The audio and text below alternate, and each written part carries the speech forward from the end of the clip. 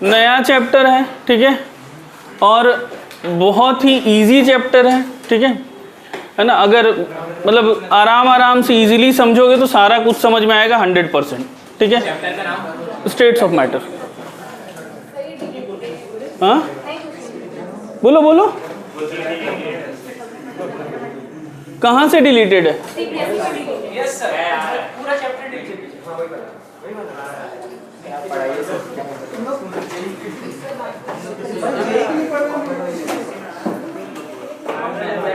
हम पहले ही बोल दिए कि भैया हम स्कूल एग्जाम के लिए नहीं पढ़ा रहे। ये भाई एनसीईआरटी में चैप्टर 5 है, ठीक है। स्कूल सिलेबस से डिलीट हो ना हो वो हमारा मैटर नहीं है, ठीक है। और दूसरी बात ये है कि ये चैप्टर आपको दोबारा मिलता है, ठीक है। इसमें जो भी चीज़ें हम लोग पढ़ते हैं, ठीक है, ये थोड़ा सा रिलेटेड है केमिकल बॉन्डिंग से भी, ठीक है। बहुत बेसिक बातें हैं रिलेटेड, ठीक है। दूसरी चीज़ अगर बात करें, ठीक है, तो फिजिकल केमिस्ट्री का सही मायने में कहो तो ये पहला चैप्टर है, अगर आप मूल कॉन्सेप्ट को चैप्टर ना मानो तो, ठीक है। बाकी मूल कॉन्सेप्ट को चैप्टर मानो तो ये दूसरा चैप्टर है, ठीक है। और इसका रिलेटिव चैप्टर आपको 12th में है, पहला चैप्टर, ठीक है। तो यहाँ पे हमें पढ़ना है गैसियस स्टेट, लिक्विड स्टेट, ठीक है। और 12th में फिर एक चैप्टर मिलता है सॉलिड स्टेट्स, ठीक है। तो भाई इस चैप्टर को स्किप करके, ऐसा नहीं कि आप बहुत कुछ हासिल करने जा रहे हैं, स्किप करके आपका आगे काम चलेगा, ऐसी कोई बात नहीं। नेक्स्ट, फिजिक्स में भी आपको क्लास 11th में ही एक चैप्टर पढ़ना पड़ेगा, काइनेटिक थ्योरी ऑफ गैसेस, ठीक है। पार्ट 2 में है चैप्टर, ठीक है। बट वो भी क्या है कि भैया इसी से रिलेटेड चैप्टर है, ठीक। बच्चा बात मत करो प्लीज, ठीक। और आसान चैप्टर है, कोई बहुत टफ चैप्टर नहीं है। अगर आराम से समझोगे तो एक एक चीज़, हर एक बात समझ में आएगी, ठीक है। और वेटेज भी बहुत ज़्यादा नहीं, एक क्वेश्चन का वेटेज है, ठीक है। बट एक क्वेश्चन भी वेटेज है तो आप बहुत आराम से अगर क्वेश्चन करके आ रहे हैं तो इट्स गुड, ठीक। एनसीईआरटी वाइज चैप्टर नंबर 5, ठीक है। क्लास 11th में स्टेट्स ऑफ मैटर में 2 स्टेट्स पढ़ना है अपने को, एक सॉलिड गैसियस स्टेट और दूसरा लिक्विड स्टेट, ठीक है। सॉलिड स्टेट अलग से चैप्टर है क्लास 12th में, ठीक। अब देखो भाई मामला क्या है कि भाई अभी तक जो हम लोग पढ़े केमिकल बॉन्डिंग में, ठीक है।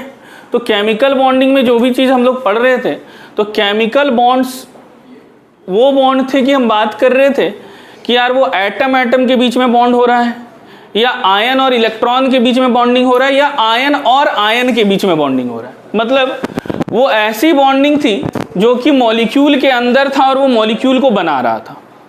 समझ पा रहे बात को, ठीक है। तो वो बॉन्ड कहलाते हैं केमिकल बॉन्ड्स, ठीक है। केमिकल बॉन्ड किसी भी सब्सटेंस का, किसी भी कंपाउंड का, किसी भी मॉलिक्यूल का, ठीक है, केमिकल प्रॉपर्टीज डिटरमाइन करते हैं कि भैया वो कैसे रिएक्ट करता है और उसकी कौन कौन सी केमिकल प्रॉपर्टीज है, ठीक है। अगर हम किसी भी मैटर के स्टेट की बात करें तो states of matter are determined by the intermolecular attraction, मतलब जो मॉलिक्यूल के बीच का अट्रैक्शन है। अभी तक हम लोग जो पढ़ रहे थे वो विद इन द मॉलिक्यूल वाले बॉन्ड्स को पढ़ रहे थे, ठीक है। मतलब ऐसे बॉन्ड जो मॉलिक्यूल को बना रहे हैं, ठीक है। जैसे अगर हम आयनिक कंपाउंड की बात करें, NaCl की बात करें, तो Na+ और Cl- के बीच जो आयनिक बॉन्ड, इलेक्ट्रोवैलेंट बॉन्ड लग रहा है, वो NaCl को बना रहा है, वो NaCl के अंदर है ना, ठीक है। वो 2 मॉलिक्यूल के बीच में नहीं लग रहा है, वो एक मॉलिक्यूल के अंदर लग रहा है, ठीक है। तो जब हम बात करते हैं ऐसे फोर्सेस की या ऐसे बॉन्ड्स की जो बिटवीन द मॉलिक्यूल लगे, तो बिटवीन द मॉलिक्यूल लगने वाले फोर्सेस किसी भी मटेरियल का फिजिकल प्रॉपर्टी डिटरमाइन करते हैं। मतलब कि किसी भी मटेरियल का स्टेट डिटरमाइन करने के लिए मेनली जो फोर्सेस रिस्पॉन्सिबल हैं वो इंटरमोलिकुलर फोर्सेस रिस्पॉन्सिबल है, ठीक है। तो भाई बहुत बचपन वाली बात, ठीक है, एकदम क्लास 9th की बात कि भाई मैटर के 3 स्टेट, किसी भी मटेरियल के 3 पॉसिबल स्टेट्स हैं, ठीक है, जिसमें से कि है ना तीनों स्टेट 2 बातों पे डिपेंड करते हैं। एक है इंटरमोलिकुलर फोर्स ऑफ अट्रैक्शन और दूसरा है kinetic energy of the molecules, ठीक है। तो किसी भी मटेरियल का या मैटर का स्टेट 2 बातों पे निर्भर करेगा। पहली बात मॉलिक्यूल के बीच का फोर्स ऑफ अट्रैक्शन, ठीक है, अरे बच्चा थोड़ा इधर ध्यान दे दो, बहुत छोटी छोटी बातें हैं बेटा। हाँ ठीक, तो पहला क्या, मॉलिक्यूल और मॉलिक्यूल के बीच का फोर्स ऑफ अट्रैक्शन, और दूसरी बात होगी मॉलिक्यूल की काइनेटिक एनर्जी। ठीक है, तो मेनली गैसेस स्टेट में जो बातें हम लोग पढ़ेंगे। ठीक है, तो पहली बात तो हम लोग यहीं से स्टार्ट करेंगे कि कौन कौन से इंटरमॉलिक्यूलर अट्रैक्शन फोर्सेस ऑपरेट हो रहे हैं। ठीक है, दूसरी बात हम लोग काइनेटिक एनर्जी के बारे में भी बात करेंगे, काइनेटिक थ्योरी ऑफ गैसेस। ठीक है, और फिर गैस से रिलेटेड जो फिजिकल पैरामीटर्स हैं, प्रेशर, वॉल्यूम, ठीक है, और जो मोल कॉन्सेप्ट के कुछ पार्ट्स होते हैं जो कि जेई वाले मोल कॉन्सेप्ट के नाम पे पूछ देते हैं, बट वो क्वेश्चन होते हैं एग्जैक्टली गैसियस स्टेट के। ठीक है, अब इसलिए भी गैसियस स्टेट पढ़ना इंपॉर्टेंट हो जाता है। मोल कॉन्सेप्ट में एक पार्ट चला जाता है यूडियोमेट्री का। ठीक है, यूडियोमेट्री कहने का मतलब मेजरमेंट ऑफ गैसियस पैरामीटर्स या पैरामीटर्स इन गैसियस स्टेट। ठीक है, और वो चीज़ हम लोगों को ज़्यादा अच्छे से समझ में आता है गैसियस स्टेट में। ठीक है, क्योंकि मोल कॉन्सेप्ट के समय हम सिर्फ 10th क्लास पढ़ के आए हुए होते हैं, है ना। यहाँ पे जब आप उसको मतलब गैसियस स्टेट जब अच्छे से समझोगे तो आपको जो मोल कॉन्सेप्ट के एडवांस लेवल के क्वेश्चन है वो भी बनने स्टार्ट हो जाएंगे।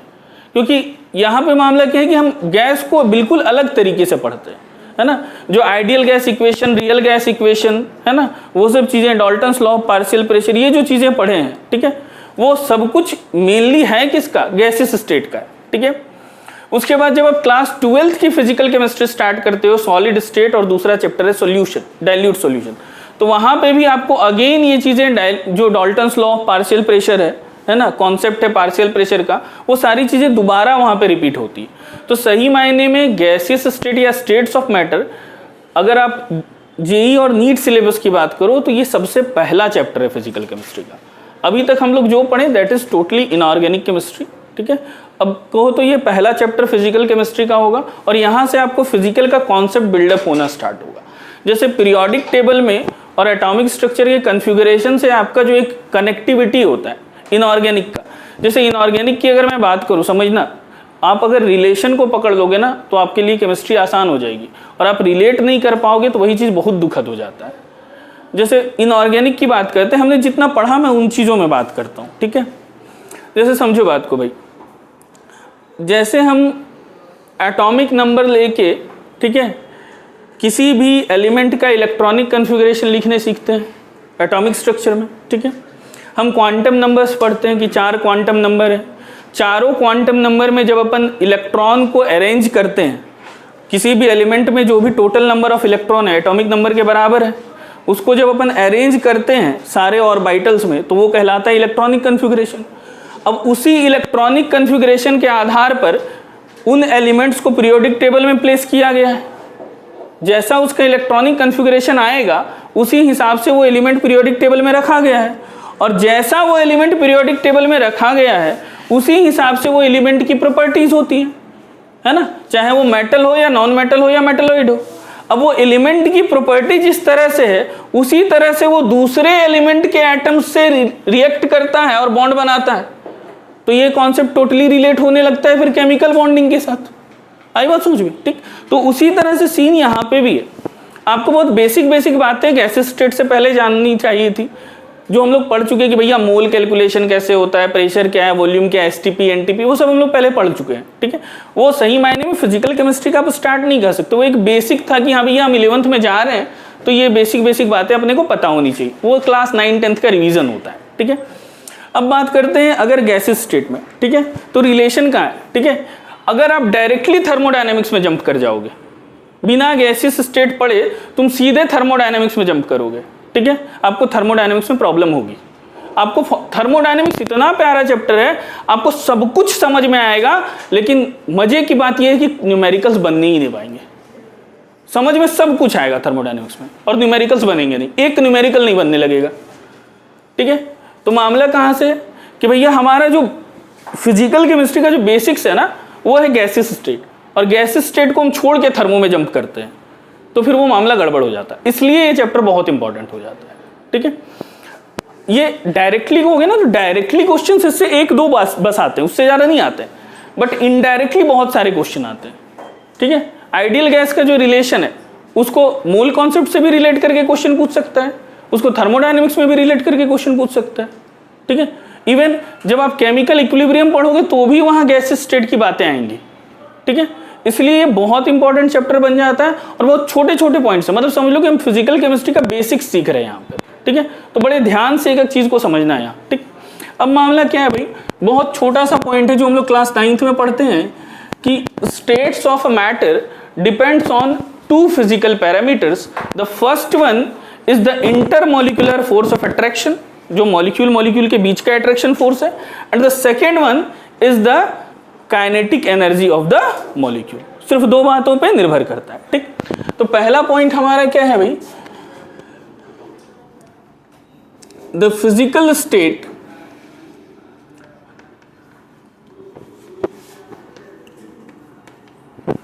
ऑफ मैटर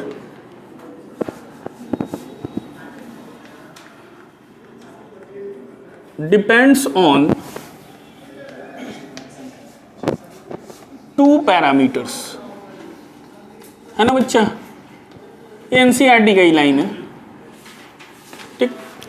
दो पैरामीटर पे किसी भी सब्सटेंस का, किसी भी मैटर का, किसी भी मटेरियल का फिजिकल स्टेट जो है वो दो पैरामीटर पे डिपेंड करता है। क्लास 9th में भी अपन पढ़ते आए हैं। पहला पैरामीटर क्या है, तो पहला पैरामीटर है आपका इंटरमॉलिक्यूलर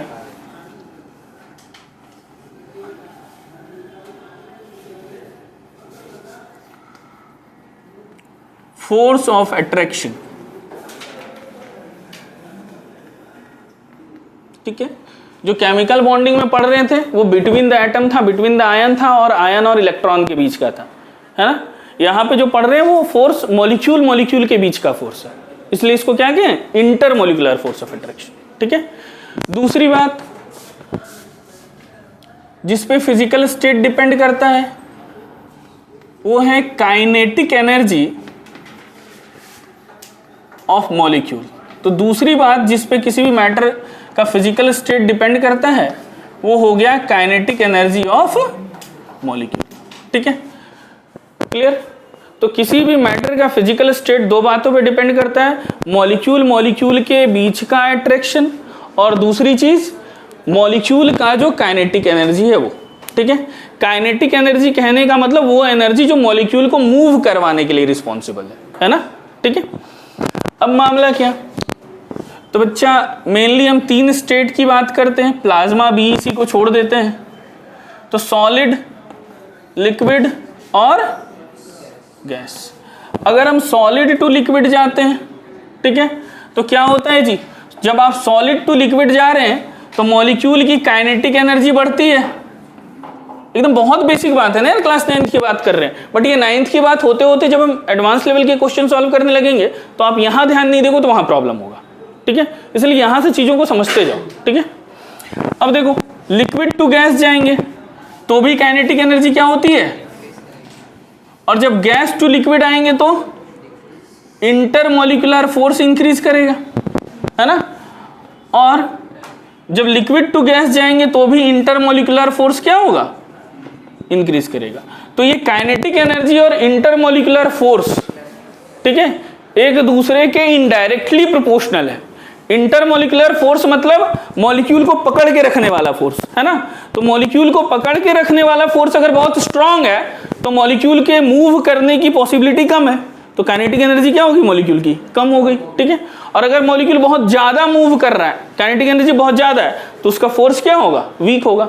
जैसे सॉलिड स्टेट में फोर्स बहुत स्ट्रांग है तो काइनेटिक एनर्जी क्या है, बहुत कम है, ठीक है, आई बात समझ में। और गैसेस स्टेट में काइनेटिक एनर्जी बहुत ज्यादा है तो फोर्स क्या है, बहुत कम है, ठीक, बात समझ में आ गई। अब देखो इसमें सबसे पहले हम लोग बात करते हैं इंटरमॉलिक्यूलर फोर्सेस की, ठीक है। अब ये जो इंटरमॉलिक्यूलर फोर्सेस हैं ये दो तरह के हैं, ठीक। एक तो इंटरमॉलिक्यूलर अट्रैक्शन फोर्स होंगे जिसको कहते हैं हम लोग वीक इंटरमॉलिक्यूलर अट्रैक्शन फोर्सेस, मतलब van der Waal attraction forces, ठीक। और दूसरे जो होते हैं वो उसको कहते हैं हाइड्रोजन बॉन्डिंग, ठीक। तो पहला हो गया हमारे पास, अगर हम इंटरमॉलिक्यूलर फोर्स ऑफ अट्रैक्शन की बात करें तो भैया दो फैक्टर्स हैं जिस पे स्टेट डिपेंड कर रहा है। पहला इंटरमोलिकुलर फोर्स ऑफ अट्रैक्शन। ठीक है, तो ये हो गया हमारे पास intermolecular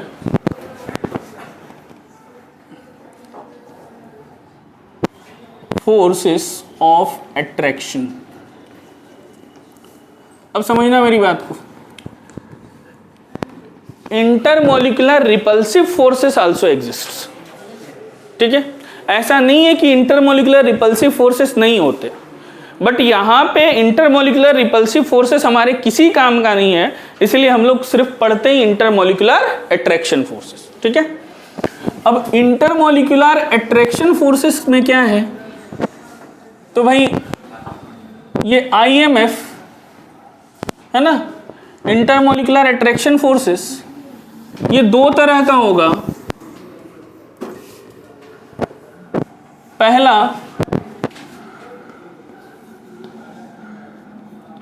week intermolecular attraction forces,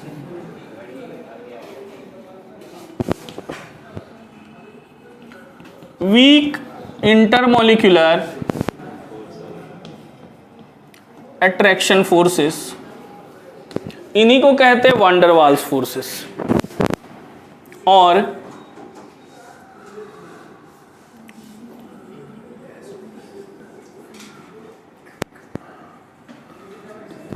weak intermolecular attraction forces और वान डर वाल्स अट्रैक्शन।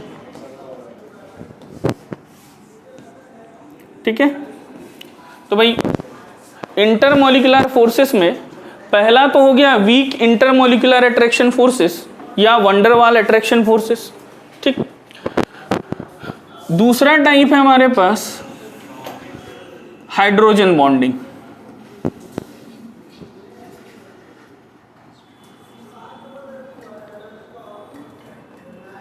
ठीक है, यहां पे हम लोग बहुत डिटेल में हाइड्रोजन बॉन्डिंग पढ़ेंगे और सिर्फ हाइड्रोजन बॉन्डिंग से एक क्वेश्चन आ जाता है। अब हाइड्रोजन बॉन्डिंग देखोगे तो भैया एनसीईआरटी में दो जगह दे रखा है, केमिकल बॉन्डिंग में भी इतना सा दे रखा है।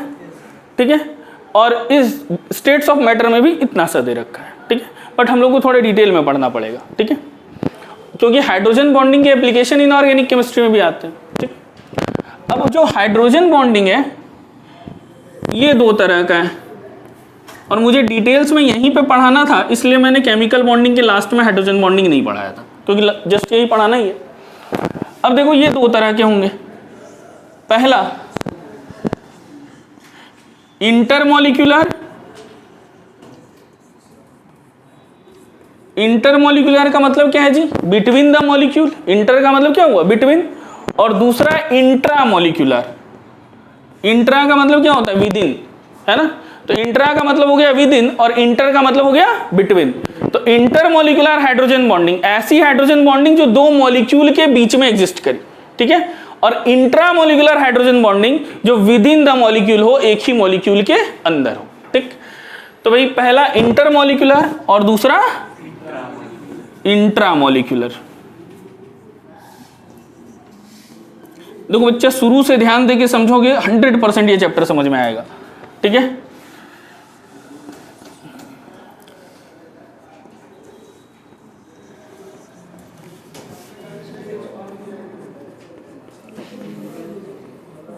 ठीक, क्लियर। अब देखो भाई मामला क्या है। ठीक है, दो फैक्टर्स थे जिस पे मटेरियल का स्टेट डिपेंड करता है।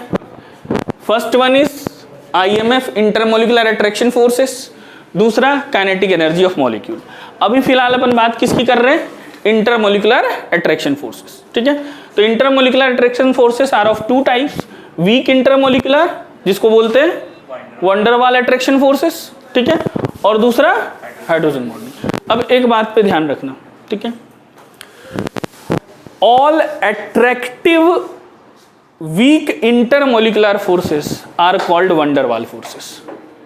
जितने भी वीक इंटरमोलिकुलर फोर्सेस हैं, इसमें जो अट्रैक्टिव वाला है, दो तरह के हुए, अट्रैक्टिव और रिपल्सिव। तो अट्रैक्टिव वाले को क्या बोलते हैं, वान डर वाल फोर्सेस कहते हैं। समझ में आ गई बात। ठीक,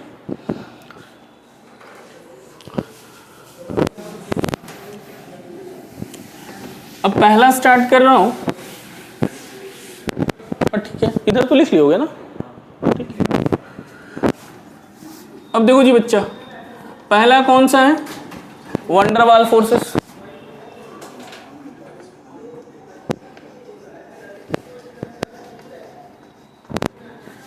वंडरवाल्स अट्रैक्शन फोर्सेस।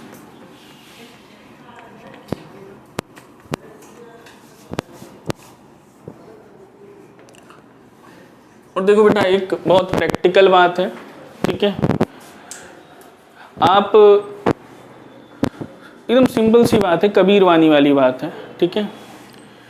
आप प्रिपेयर करोगे, आप पढ़ाई करोगे स्कूल एग्जाम के सिलेबस के अनुसार, और फाइनली सोचोगे कि मेरा जेईई मेंस नहीं हुआ, ठीक है, तो ये बड़ा इम्प्रैक्टिकल बात है ना। बहुत सारे बच्चे हैं जो कि स्कूल सिलेबस देख के पढ़ते हैं कि भैया ये चैप्टर हमारे स्कूल सिलेबस में नहीं है, तो आपने नहीं करा उसको 11th में, ठीक है, और अब जब फाइनली एग्जाम देने बैठते हो, जेईई का एग्जाम हो या नीट का एग्जाम हो, अब आपके स्कोर आते नहीं है, आप सोचते यार काहे नहीं आया, तो ये तो मूर्खता वाली बात हुई ना, हमने तो उसके लिए प्रिपेयर ही नहीं किया था, तो होगा कहाँ से, ठीक है। बात समझ रहे हो क्या कहना चाह रहे हैं।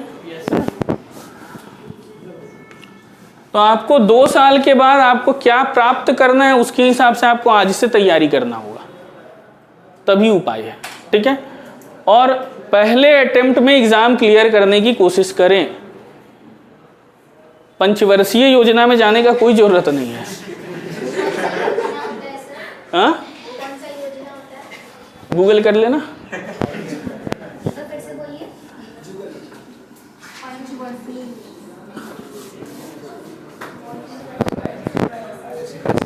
ठीक, अब देखो जी, वंडरवाल फोर्सेस, ये कौन से फोर्सेस हैं, ऑल इंटरमोलिकुलर अट्रैक्टिव फोर्सेस, है ना, एक्सेप्ट हाइड्रोजन बॉन्डिंग, या ऐसे कह सकते हैं कि all weak intermolecular attractive forces are called van der Waal forces, ठीक है। तो भाई वंडरवाल फोर्सेस क्या हो गए,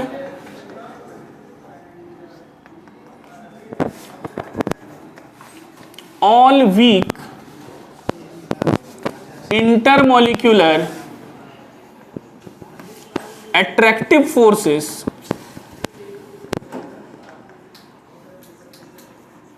समझ रहे हो बात को, जितने भी इंटरमोलिकुलर अट्रैक्टिव फोर्सेस होंगे वीक वाले, है ना, हाइड्रोजन बॉन्डिंग स्ट्रांग होता है, ठीक है, तो जितने वीक वाले इंटरमोलिकुलर अट्रैक्टिव फोर्सेस हैं, इन सभी को क्या बोलते हैं, are known as van der Waal attractive forces.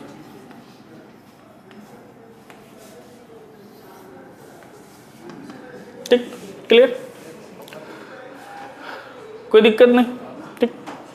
अब देखो यार, इसमें कौन कौन से फोर्सेस आते हैं, ठीक है, मैं स्ट्रेंथ वाइज लिख रहा हूं। स्ट्रेंथ वाइज इसलिए क्योंकि तुम्हें अगर क्वेश्चन में पूछ ले कि भैया कौन ज़्यादा स्ट्रांग होता है, कौन वीक, उससे वीक, अगर ऑर्डर में अरेंज करने दे तो हम टॉपिक उसी हिसाब से ले रहे हैं। ऐसे तो सभी वीक हैं, बट इन वीक में भी जो सबसे स्ट्रांग है और जो सबसे वीकेस्ट है, ठीक है। तो सबसे पहला है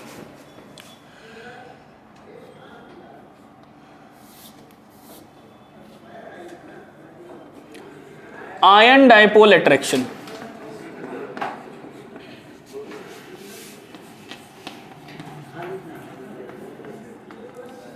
ये वंडरवाल फोर्सेस में सबसे स्ट्रांग है, ठीक है। आप आयन भी समझ चुके हैं केमिकल बॉन्डिंग में क्या होता है, डाइपोल क्या होता है आपने वो भी समझ लिया है, ठीक है। तो समझ भाई, आयन डाइपोल अट्रैक्शन की बात करें तो मामला क्या है कि एक डाइपोल होगा और एक आयन होगा, इधर कैटायन और एनायन, और उनके बीच में अट्रैक्शन होगा, उसको अपन क्या बोल देंगे, आयन डाइपोल अट्रैक्शन फोर्सेस, ठीक है। तो ये फोर्स किसके किसके बीच है बच्चा, आयन के बीच में और डाइपोल के बीच में, ठीक है, क्लियर। अब भाई इसमें मामला क्या है समझो, जैसे हम एक कैटायन ले लेते हैं पॉजिटिव चार्ज, ठीक है, समझ रहे हो बात को, और मान लो एक डाइपोल मैंने ले लिया, डायपोल का मतलब कोई भी पोलर मॉलिक्यूल। HCl ले लें, HCl में chlorine is more electronegative than hydrogen, ठीक है। And when chlorine is more electronegative than hydrogen, तो ये शेयर्ड पेयर ऑफ इलेक्ट्रॉन किसकी ओर डिलोकलाइज होगा? क्लोरीन की तरफ। अब जब shared pair of electron chlorine की तरफ डिलोकलाइज हुआ तो डेल्टा माइनस ये वाला क्या हो गया, ठीक है। तो ये एक डायपोल बन गया ना यार, ठीक है। अब देखो यहाँ नेगेटिव चार्ज है, यहाँ पे क्या है, पॉजिटिव चार्ज। तो आयन है पॉजिटिव चार्ज का और ये डायपोल में एक आ गया पार्शियल नेगेटिव चार्ज, ठीक। इनके बीच क्या होगा, अट्रैक्शन होगा। तो ये वाला फोर्स क्या कहलाएगा, आयन डायपोल अट्रैक्शन। आया बात समझ में, ठीक है। तो ये क्या है भैया, ion dipole attraction between an ion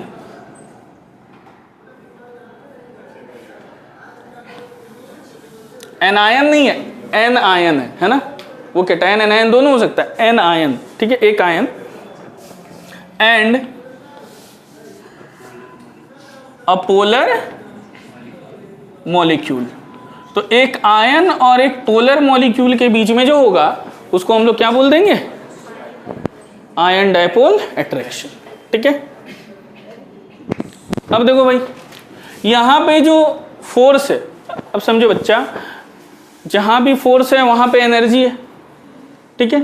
अब ये अट्रैक्शन फोर्स है, तो अट्रैक्शन फोर्स के पीछे जो एनर्जी है, जैसे समझो आयनिक बॉन्ड के पीछे कौन सी एनर्जी होती है, लैटिस एनर्जी, है ना।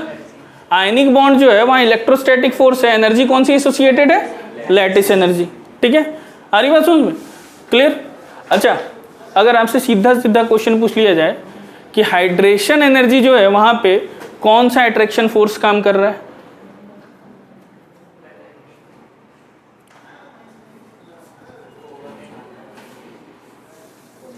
हाइड्रेशन एनर्जी तो पढ़ो ना पूरा, ऑर्डर पढ़ें, कंडक्टिविटी पढ़ें, सॉल्युबिलिटी पढ़ें, सब पढ़ लिए हाइड्रेशन एनर्जी में।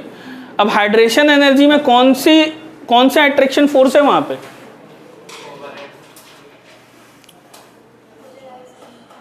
एक बात बताओ, हाइड्रेशन एनर्जी किसके और किसके बीच होता है, हाइड्रेशन एनर्जी किसके बीच होता है जी, NaCl को हमने पानी में डाला, Na+ का कैटायन बना, हाँ, Cl- का एनायन बना, Na+ की और कौन आया, वाटर का मॉलिक्यूल, खूब सारे वाटर के मॉलिक्यूल Na+ को घेर लिए थे, वैसी ना हाइड्रेशन एनर्जी हुआ था। तो वो कौन सा है, that is ion dipole attraction, ठीक है। तो hydration energy is because of ion dipole attraction forces, ठीक है। तो हाइड्रेशन एनर्जी के पीछे कौन सा अट्रैक्शन फोर्स है, आयन डायपोल, ठीक है। आया बात समझ में।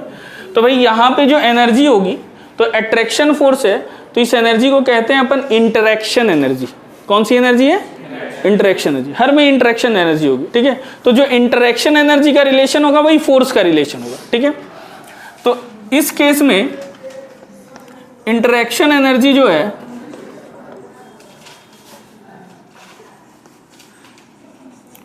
interaction energy is inversely proportional to r square, ठीक है, where r is the distance, ठीक है। r क्या है, डिस्टेंस कैटायन और डायपोल के बीच का, ठीक। तो यहां पे इंटरेक्शन एनर्जी क्या है, इनवर्स ऑफ r स्क्वायर चलता है, ठीक है। और ये सबसे स्ट्रॉन्गेस्ट अट्रैक्शन फोर्स है, ठीक। H ऑफ हाइड्रेशन, है ना। तो जो आयन डायपोल इंटरेक्शन है वो किससे एसोसिएटेड है, किसमें इन्वॉल्व है ना। तो किसमें इन्वॉल्व है भैया, hydration. Ion dipole attraction is involve in hydration energy, ठीक है, क्लियर है ना। तो ion dipole attraction is involve in hydration energy, ठीक।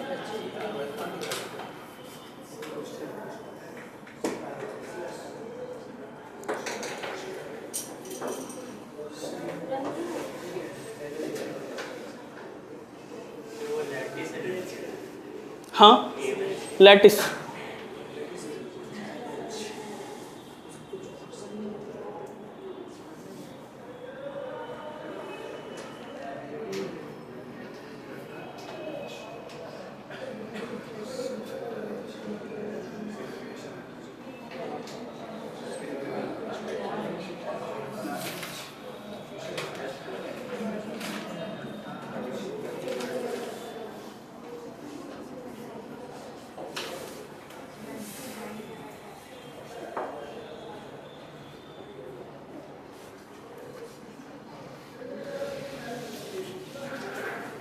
ठीक है, ऑन है ना? ठीक, क्लियर है। दूसरा फोर्स में ये होता है आयन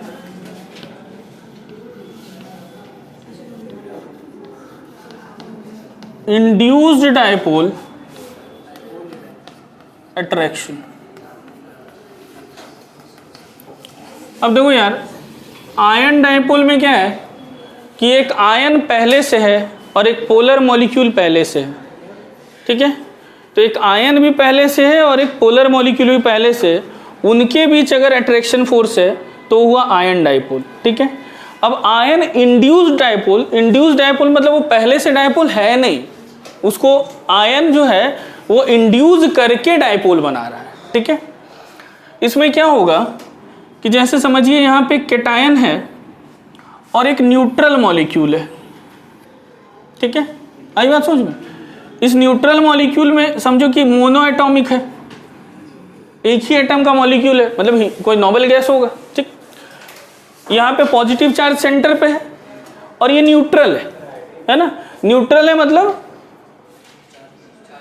चारों तरफ इलेक्ट्रॉनिक क्लाउड का डिस्ट्रीब्यूशन सेम है ना? तो हर डायमेंशन में इलेक्ट्रॉनिक क्लाउड का डिस्ट्रीब्यूशन सेम है, तो ये न्यूट्रल मॉलिक्यूल है। ठीक है, तो ये हो गया हमारे पास आयन और ये है न्यूट्रल मॉलिक्यूल। अब क्या होगा कि इस कैटायन की विसिनिटी में, इस कैटायन के प्रभाव में आकर ये इलेक्ट्रॉनिक क्लाउड इधर पोलराइज करने लगेगा।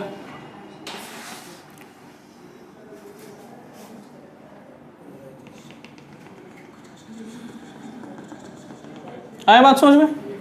ये ऐसे पोलराइज करने लगा और यहां पे आ गया पार्शियल नेगेटिव चार्ज और ये पॉजिटिव है। अब इसके बीच अट्रैक्शन हो जाएगा, तो ये कहलाएगा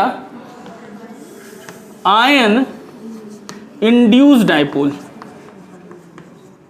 क्योंकि पहले से वो डायपोल था नहीं, वो इंड्यूस्ड हुआ, इंडक्शन की वजह से वो डायपोल बना और वहां अट्रैक्शन फोर्स आया। अब खुद से कंपेयर करो कि जो एक पहले से डायपोल बना था, डायपोल बनाना नहीं पड़ा, एक पहले से डायपोल था। ठीक है, और एक न्यूट्रल मॉलिक्यूल है जिसे हम डायपोल बना रहे हैं। ठीक है, तो दोनों में कौन सा फोर्स स्ट्रांग होगा? ये वाला। ठीक है, ये डिस्टेंस के स्क्वायर के इनवर्स है और ये डिस्टेंस के पावर 4 के इनवर्स है। तो यहां पे जो इंटरेक्शन एनर्जी होगी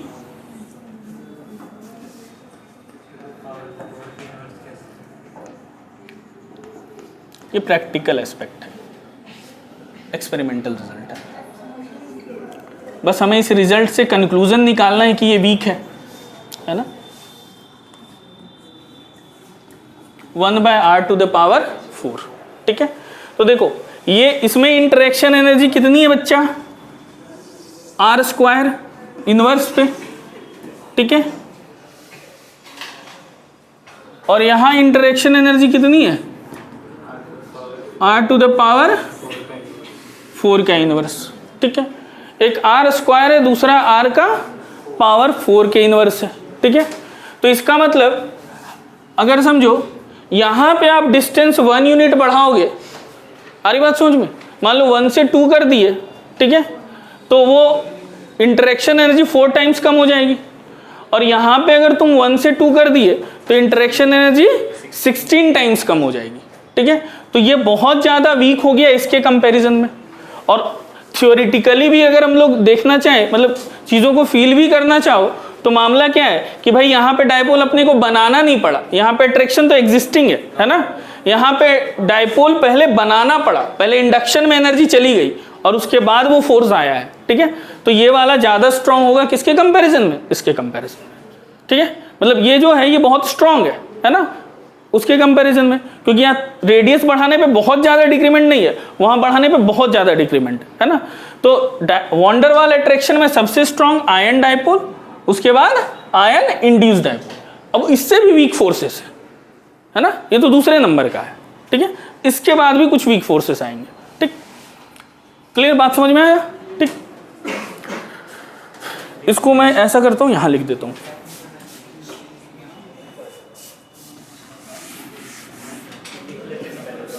हाँ ठीक है, लिख लो ना। Interaction energy is inverse two r to the power 4।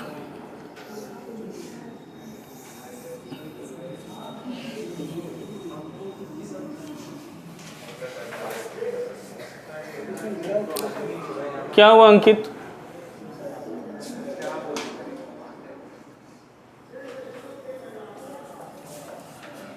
अब देखो बच्चे, एक क्वेश्चन है,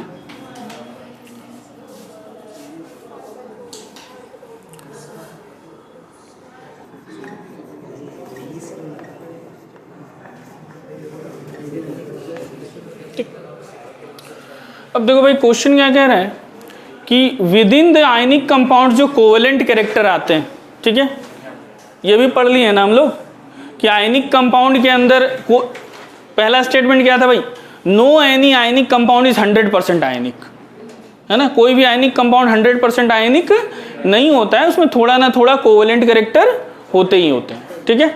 अब जो आयनिक कंपाउंड के अंदर जो थोड़े थोड़े कोवेलेंट कैरेक्टर के परसेंटेज हैं, वो किसकी वजह से आता है?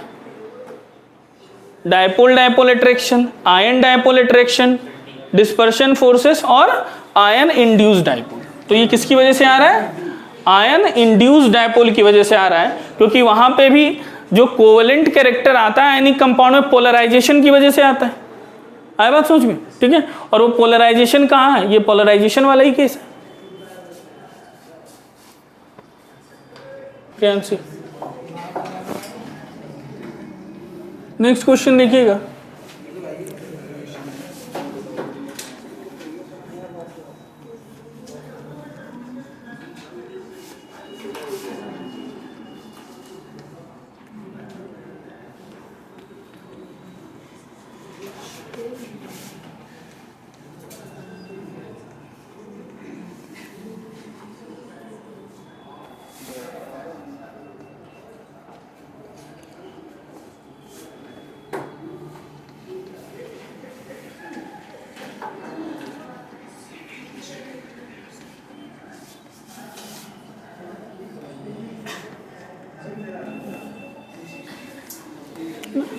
In which of the following ion induced dipole attraction may exist?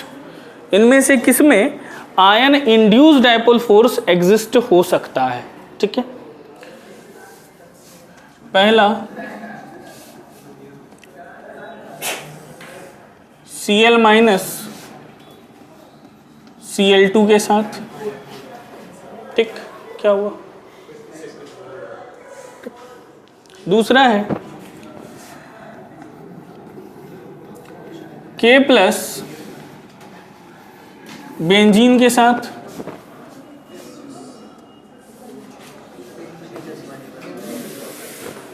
तीसरा Br माइनस CCl4 के साथ, बेंजीन बेंजीन को 5 से भी रिप्रेजेंट करते हैं।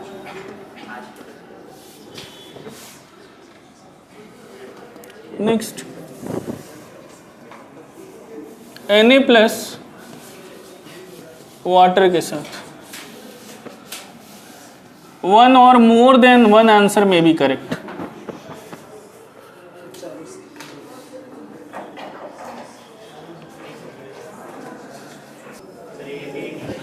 अब देखो भाई, आयन इंड्यूस्ड डायपोल होने के लिए कंडीशन क्या है, थोड़ा कॉन्सेप्ट को समझ लो, है ना। एक आयन होना चाहिए, तो आयन तो सब में है, 2 में कैटायन है 2 में एनायन है, तो आयन तो है। और दूसरा क्या होना चाहिए, न्यूट्रल माने नॉन पोलर। न्यूट्रल मॉलिक्यूल कहने का मतलब क्या, नॉन पोलर। अभी जो नॉन पोलर होगा यही तो पोलराइज होके बाद में इंड्यूस्ड डायपोल बनेगा ना। तो आयन इंड्यूस्ड डायपोल फोर्स पहचानने का तरीका क्या है कि आयन के साथ एक नॉन पोलर मॉलिक्यूल आए, ठीक है। आयन इंड्यूस्ड डायपोल कैसे पहचानेंगे, आयन के साथ कौन आए, नॉन पोलर मॉलिक्यूल आए। तो ये एनायन है, Cl2 इज नॉन पोलर। ये कैटायन है, बेंजीन इज नॉन पोलर। ये एनायन है, CCl4 टेट्राहेड्रल स्ट्रक्चर सारे में क्लोरीन, सब कैंसल, आयन और नॉन पोलर। ये आयन है और वाटर क्या है, पोलर मॉलिक्यूल, तो ये नहीं होगा।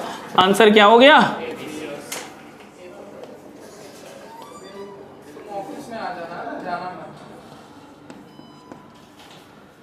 ठीक, ये हो गया A, B एंड C, ठीक।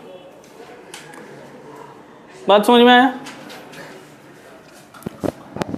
क्लियर है। हाँ, benzene non polar obviously, C6H6 सारा सेम, ठीक है। अब देखो यार, कोई प्रॉब्लम है क्या, सेम क्वेश्चन में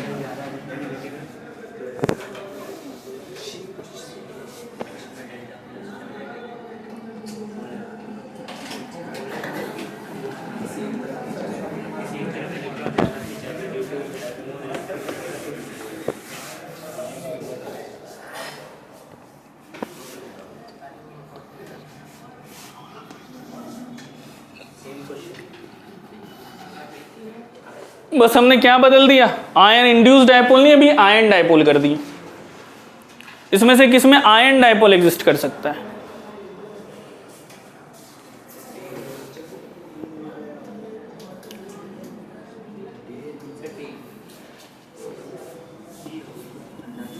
सब बाकियों में आयन इंड्यूस्ड डायपोल है, तो डी में आयन डायपोल है, हैं? चलो